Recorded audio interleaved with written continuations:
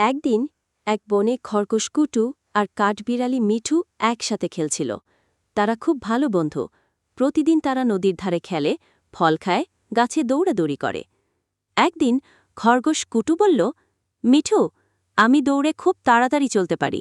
তুমি তো গাছে উঠতে পারো, কিন্তু দৌড়ে আমার মতো নয়। কাঠবিড়ালি মিঠু একটু কষ্ট পেল, কিন্তু কিছু বলল না। সে ভাবল, বন্ধুর সঙ্গে তো প্রতিযোগিতা নয়, বন্ধুত্বই আসল। পরের দিন হঠাৎ বনে আগুন লেগে গেল। গরম ধোঁয়া আর আগুনের সব প্রাণীরা ছুটে পালাতে লাগল। খরগোশকুটু দৌড়ে পালাতে গিয়ে হোঁচট খেয়ে পড়ে গেল এক গর্তে।